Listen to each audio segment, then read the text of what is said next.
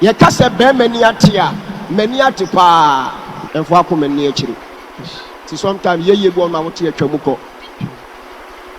ubaji adia eye wawasem gidi wujidi afabo wo bra sir asoro no bejaya no wajaye wa ma bi okra ye pe because ye kra ye mpa bon say rade ni fake ones for ne gene enfrim asem na me se me nka ho asem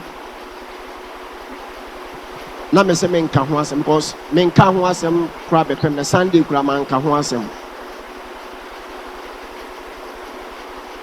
asem ma sibia no me twaso minim de enti ya me se me nka Holy Spirit e push me se me nyeden me nka adan Mike wo hwa ye de George ye de me se me nka ho asem still a Holy Spirit push me se me nka okay say Holy Spirit be se nkwofo a me say asem bi amwatiti wa bontin bia ye bia Obinim me se ma ye de we twaso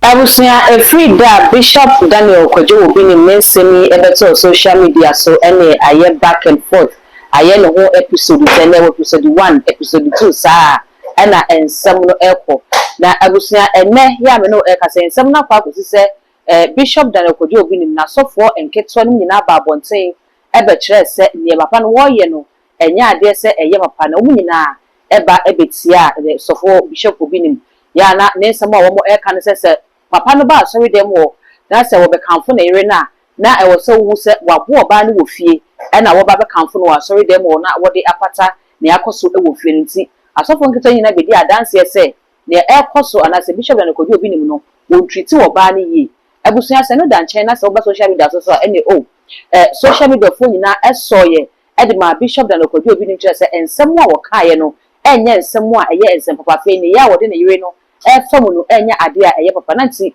dodo na hwe kwan senka Bishop Daniel Kojo Obinim be ba papa chief se na ensam no ekono se busua na wotena kire e de sam no tunso ne na wo hwe ne din ya na dodo na ka se ansha ebedu 31st December 2026 no na Bishop Daniel Kojo Obinim na sorry no na abusua ebu ya wa hwe ne ya 31st crossover kra no wa hwe wo no ene na ire ne ma ne pe ena na ebe ne busua eno ena me no ka se Bishop Daniel Kojo Obinim aba bonten abetre se honhon konkon akasa esane aba ne so na wone no aba bekasa sabrede wode na kodie nyina egu ha wo kire se ensem a etwagu ede fa wono ene na yire ho sensem a ekoso no enya ade se wo beba bekasa ansem ne bi eno ana Ghana fo kire se Bishop Daniel Kojo Obinim wo boa enya honhon konkon bia ene ne nakasa na ensem a beka ye se wo bebi na no bekasa anhwe ya wotan ebeba beda wo na yire ne ma ne ntem ene ensem na nka wo se wo ba no ba cho no wo se ensem na o kae no eye ensem a wanka ne yie enti wo pekwan bi so afa no da baba bra sansem no so ne no ene wo de ba hye honkonkon se honkonkon na ne nakasa na so busua wo se honkonkon ene nakasa sa brede wo hye bo se won kan ensem no ho hwe biem wo de na kodie nyina agu fuma in fact se wo ko ne TikTok account kra wo se ni videos egu ho nyina wo papa videos nyina e de afiri wo busua me yenko na sorry dem ho na yakwa wese ne osika ensam ne fire a watch se sa brede wode na kodie agufoma ampa social media fo so nyina aye din e wo ensam me on konkona arrest me from 20 bodin 20 say 17 am ya ne mfiri wutiri mu da from 2017 I only arrested this church our arrested me say on my no from 2017 me won twema me so me twema wo yes eti maka to social media ho maka to wo say se wo bi ni me twempana kofa girlfriend me mane ende hefa 2017 and me ende ye obabie ni kana obabie ni wiase obabie ni bedo betima pie se from 2017 by 2026 me Obinim me be run as a da obabie ni ho obabie ni ho sure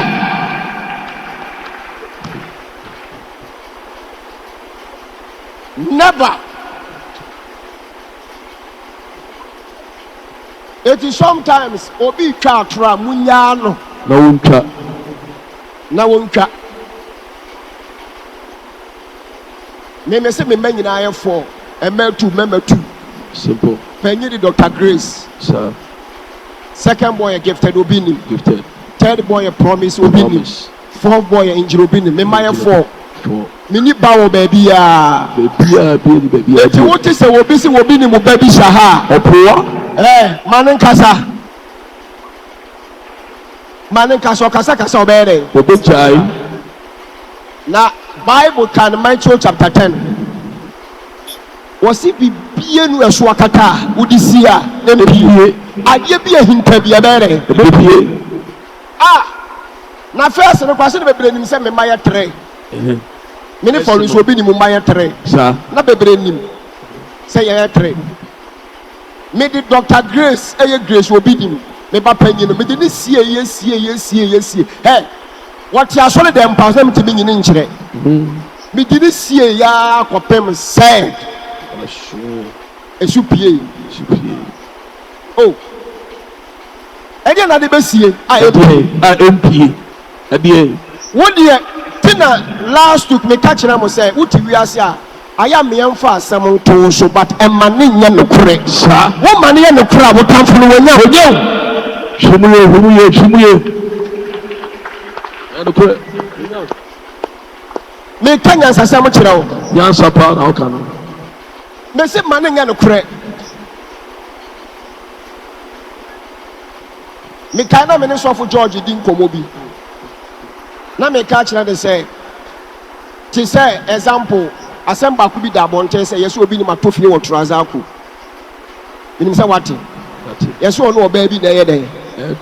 Me catch na George say ye no kura. Me kana dem mo me say ye no kura. E da nsuo beto. George wa ka me kan say ye no kura e da nsuo beto ebi be so so no. E da nsuo beto a ebi be pete me ho kura no. Ewurade ma ne mbɔ me yale nto na me nyale saa mintimi ma so le popem se owuo be fa me ayere akɔ ana se da awia be bɔ mesi Africa mu a me fa awia ma awia ne be hye me kakra no ewurade ma ne mbɔ me yale nto sa ene ensu oto so me se ne ensu oto oh yes eti na me si Africa mu ba yi ensu bebre ayere egu me so eti se no kra bia bɔ na ma bɔ na be ayere ebenyaw me koto fie wo trouser ko ni oba akotenem over my dead body. Yes. Efro hi beto. Ni di ba ko e kojo jansani e. Yes. Mi mani ati papa. Woni da ho. Me. Woni na ate na sa ta ho. Me si mani ati papa. She.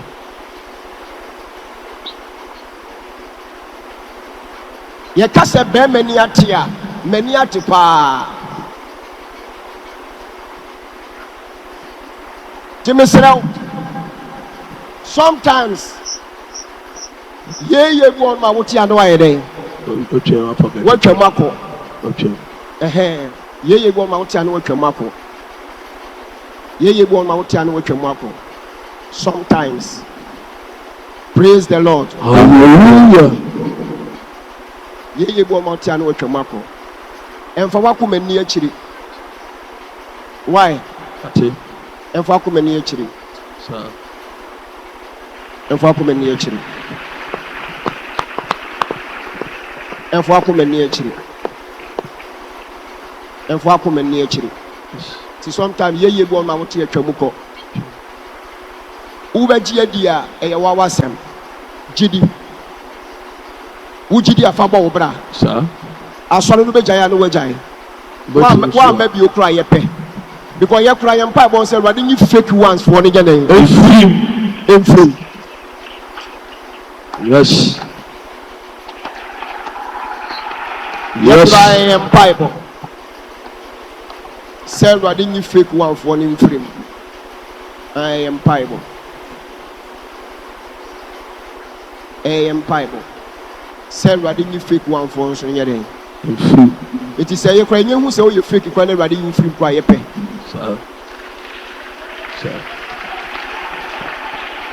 me da se nsembo Tia won say one ma wa obechi adi a. Mo kan say ye wa cup of tea. 1 cup of tea.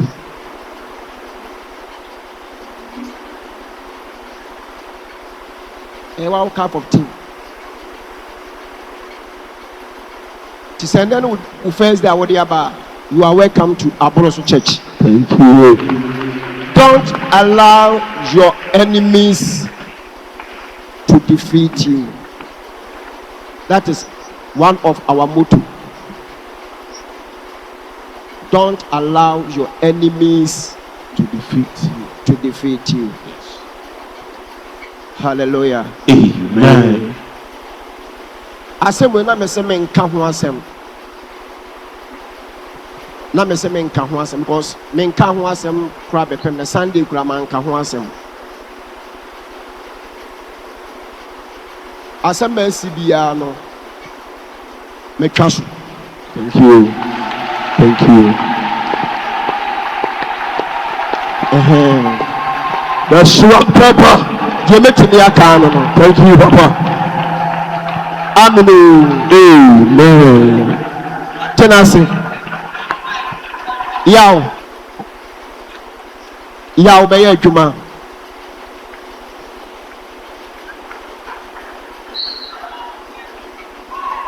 Na me se me nka ho asem.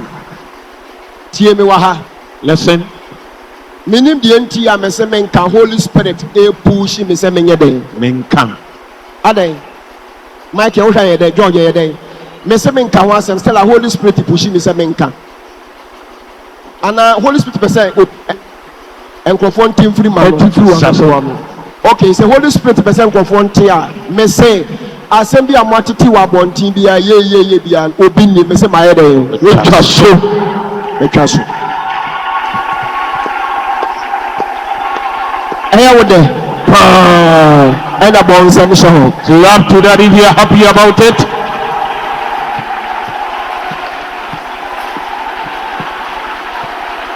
Amen. Amen.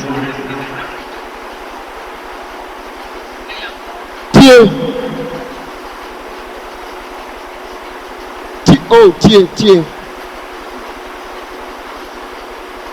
Many gifts be amount. Tie.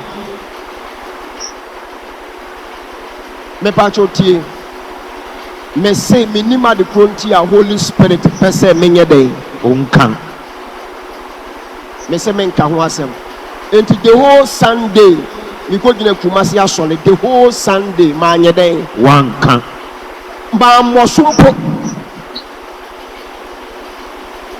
Ba minim de enti a Holy Spirit pese enne menka. Enti mesrawo. Mia menti asem bia. Obi anka hwe nkyere me. Tie. Me nso da ye bia.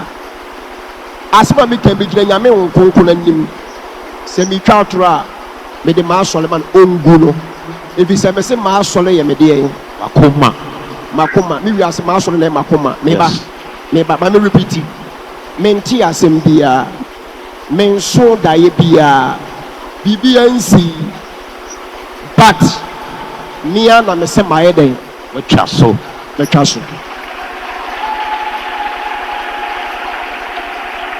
Enti Sunday anopa me kwa asole be 9 o'clock. Ena me ko me page eho. Ena me delete video be free home. Me se me yana Sunday no patambe. Sunday no patambe. 9 o'clock. 9. Ansa kwa na mi urua. Sorry then. And I'm delete bibia.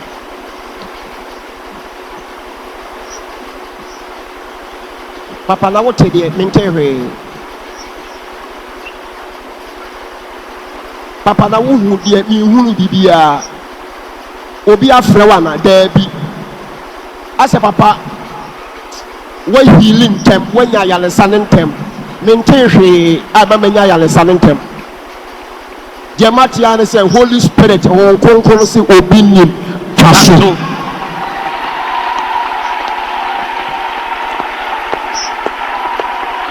And one, that is the Holy Spirit.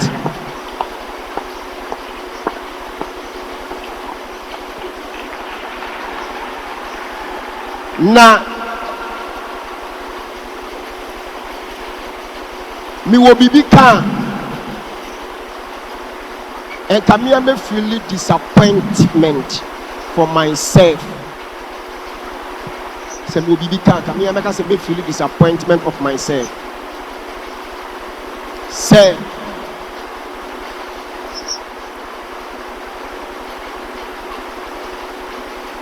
me di yaw bebre achi.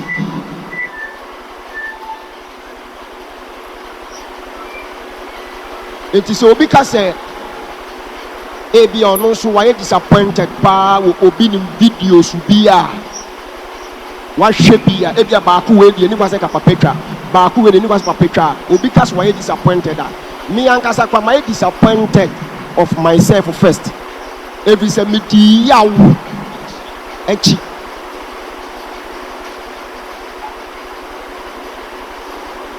Papa yaw be minto minchirem. If it's a Holy Spirit to say, Chaso.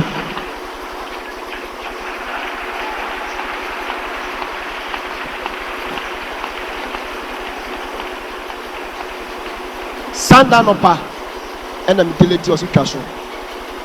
Na a trap, and Obinim on my trap. Share the video, and you a trap.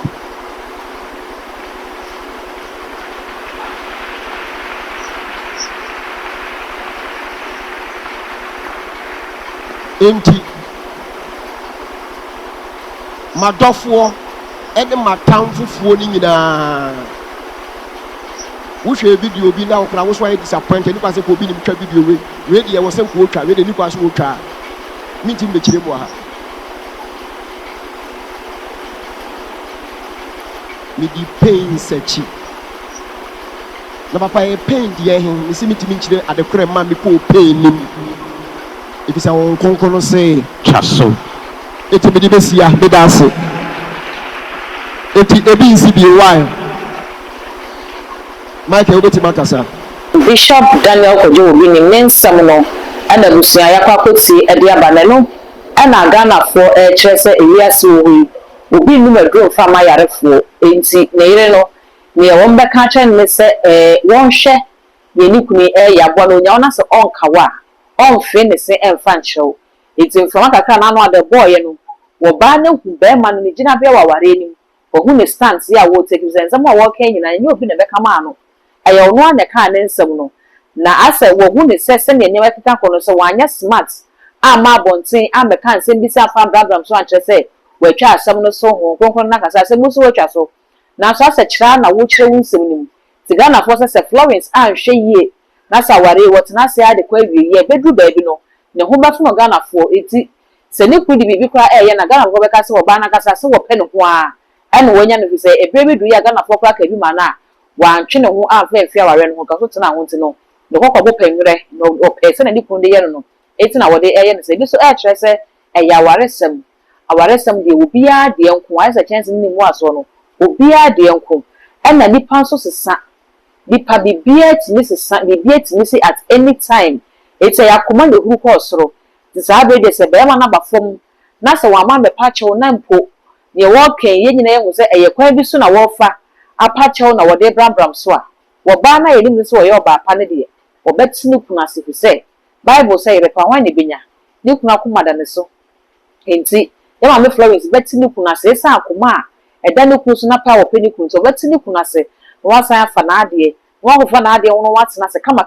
ama ware no akwa wiye fisa ware a wo matena se bro fishia aduo no 20 years de enya afei na social media pressure e ba be gwa ware nti mama Florence e hwe be nkumu hwe ni fa wo hwe nanim no ware na ware no so ne asase eta na chi ebusia Ghana fo bi nsem ya wo mode aba no na mde aba beso na mesre se won so obegya wo de e wo comment section ho e de ama me Bishop Daniel Kojo Obinim ne nsem wo working aso wo ne ya adwene sa won konko na ne kasa ana wono ana ne smartness way bi no wo pe na wo hu se ne na ensem ne ko wo adwa so na asore ne betimi agumti ene ekura wo se waka na so won weye A photo Ghana for the Florence, no one more agony.